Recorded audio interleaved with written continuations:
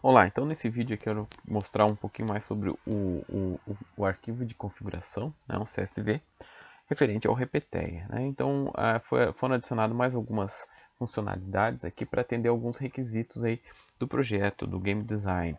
Tá? Então inicialmente aqui, né, nome, data, observações, isso é quando a gente cadastra o usuário, o jogador, né? Tá lá, né? No outro vídeo a gente viu já que a fase atual, nível atual, é padrão. Ele vai salvando lá tranquilamente no CSV, tá? Então o que eu quero mostrar aqui um pouquinho é o tempo de ajuda. Então é um parâmetro que a gente pode descrever, colocar lá nesse arquivo de configuração, né, qual o tempo que a gente quer que tenha ajuda. O padrão eu coloquei 5 segundos. Tá? Então depois de 5 segundos que inicia a partida, a jogada a vez do jogador, se ele não fizer nada, aparece uma ajuda, tá? Tempo total é aquele tempo que o jogo vai determinar, né, uma omissão do jogador, né? Eu coloquei como padrão aqui 10 segundos, ou seja, em 5 segundos aparece ajuda, se até 10 segundos depois disso, né, somando já, né, incluindo 5 segundos, aí o jogo aí determina que é uma omissão do jogador e acaba a jogada. Tá? Então a gente pode brincar com esses valores aqui, né, para enfim, para achar um tempo ótimo. Eu quero que a ajuda fique aparecendo em 10 segundos, o tempo total seja 20 segundos, então a gente pode brincar com esses valores.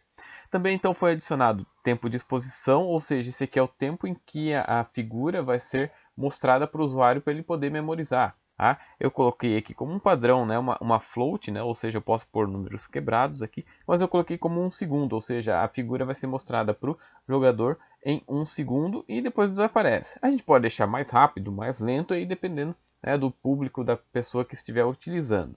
Tá? Então isso aqui continua a mesma coisa, é o HUD, né, o painel de informações, e o som ligado ou desligado. Tá? Aqui eu coloquei alguns outros parâmetros mais referente ao hardware, né?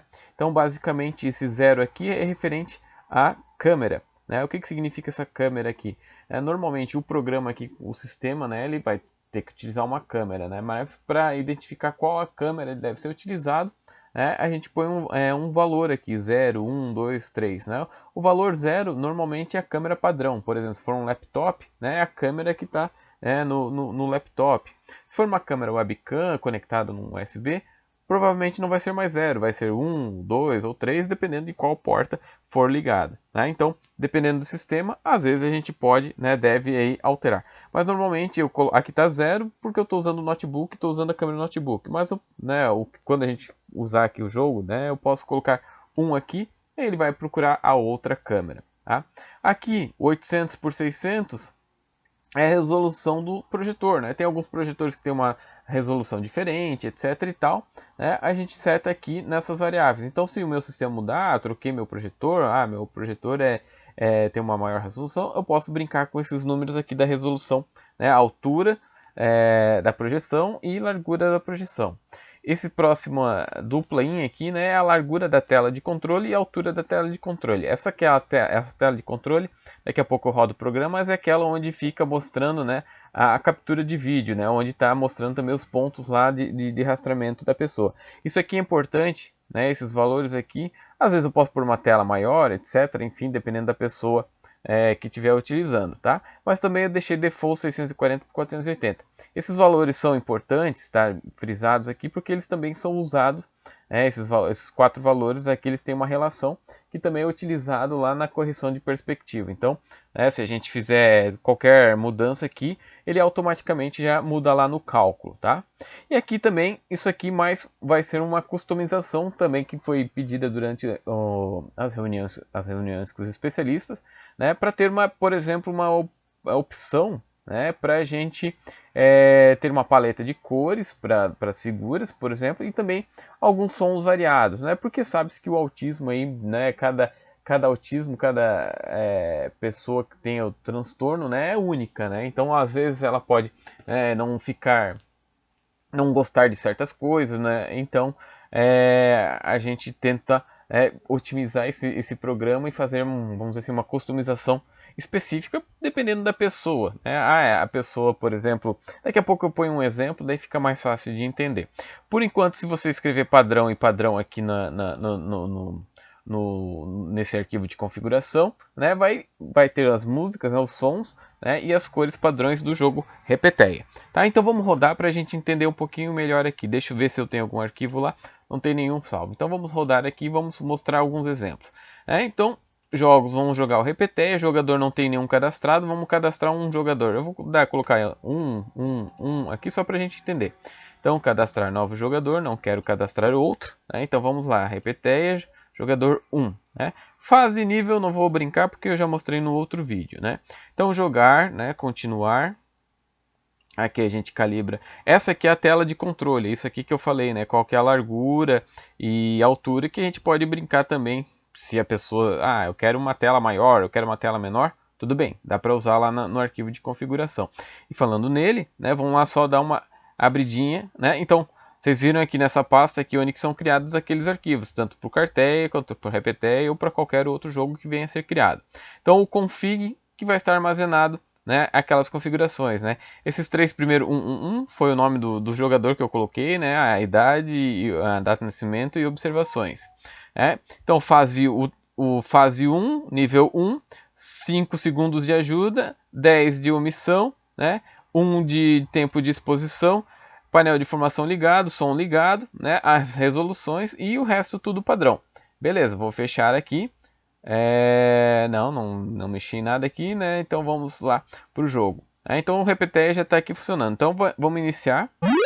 Então eu não sei se o som pega aqui na gravação, mas enfim, são sons padrões, vamos dizer assim. E as cores padrões, né? Verde, amarelo, vermelho, azul.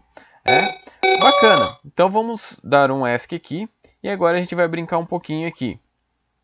Então um dia chegou, por exemplo, um novo usuário com um transtorno espectro autista, né, que tem algumas restrições a cores, né? Por exemplo, ele não gosta da cor vermelha ou ele só gosta de jogo com cor amarelo, né? Eu vou deixar bem claro, é um exemplo, tá? Bem didático, vamos dizer assim, e tudo que, obviamente, cada um é cada um e cada situação é uma situação e aí a gente vai ter que, né, trabalhar especificamente.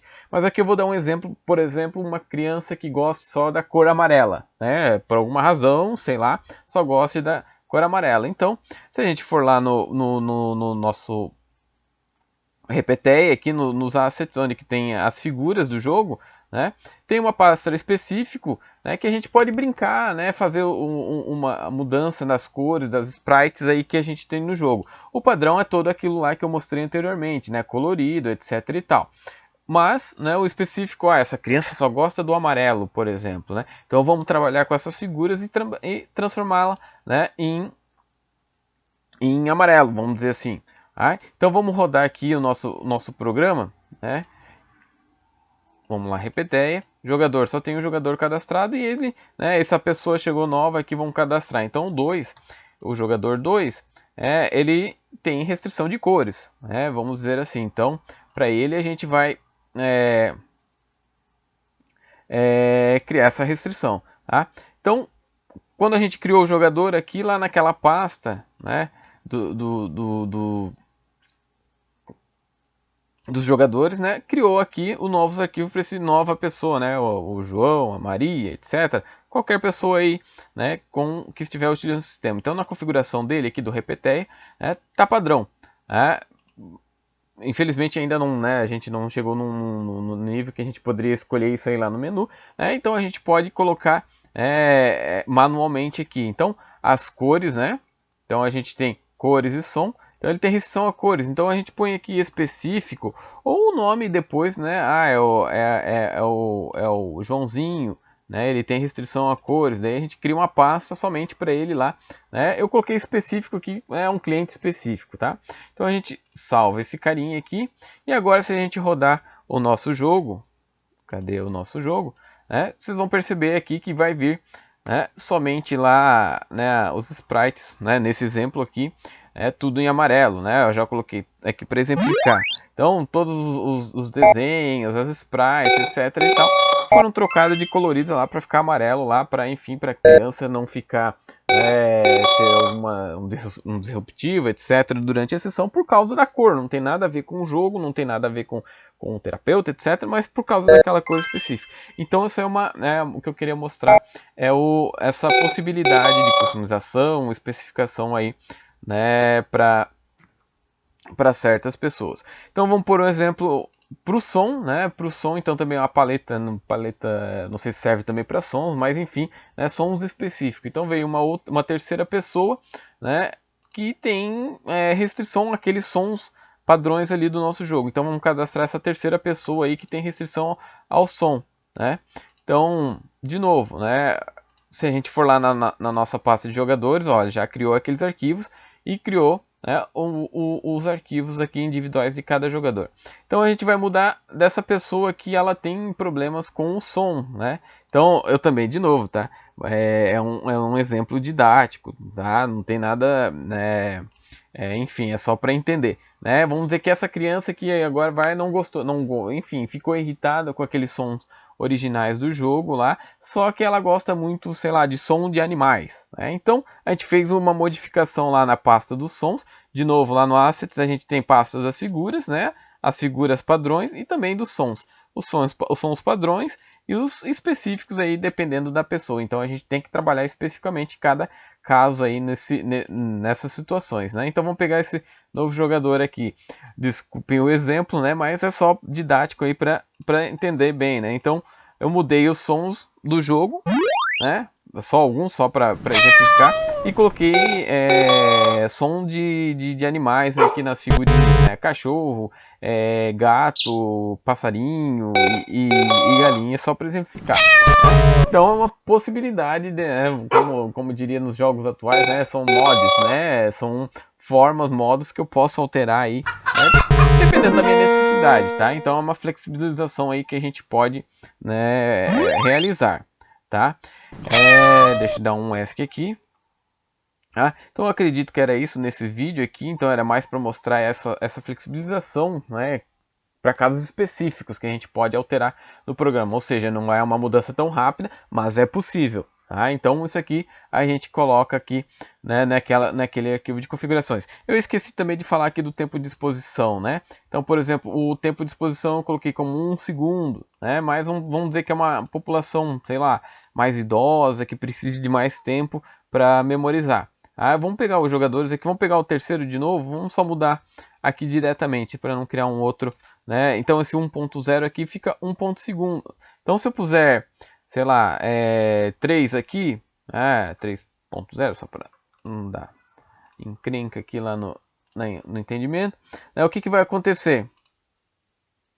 O tempo de exposição da figura vai ser maior, né? Vai ficar, opa, era o 3, né? Nosso jogador 3. Então vocês vão perceber aqui que quando iniciar o jogo, a primeira figura vai ficar, né, bem por bastante mais tempo exposta, né?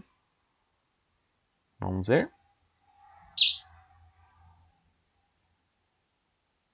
Perceberam então aí que o tempo, né, de escolha ali, eu não mudei o som, tá? Mas percebam aí que então o tempo de exposição, de atenção, né, é mais demorado, né? Então é uma pessoa que queira mais tempo, né? Então o inverso também é verdadeiro, né? Se eu for lá e colocar, né, um tempo mais rápido aqui, ao invés de 3, né, eu vou pôr, sei lá, 0.1 segundo só para exemplificar, né? Vamos salvar e fechar e vamos rodar o nosso programa aqui novamente com o jogador 3, né? Tá aqui, jogar. Então agora vocês vão perceber que vai ser bem rápido, né, o tempo de exposição, né, das figuras, né? Não vai dar nem tempo de iniciar praticamente. Então ele mostrou lá o quadrado, né? Sorteou 2 vezes a galinha aqui. Vamos colocar. Só tá sorteando a galinha. Volta. Não, passei com 100%, mas enfim, né, é só para mostrar aí que o tempo de exposição pode ser, né, alterado aí dependendo da população, enfim, que a gente queira. Então foi mais essa mudança, tá? Acredito que seja isso. No programa em si geral não foi mudado nada, então a gente só muda esses valores dependendo da nossa necessidade.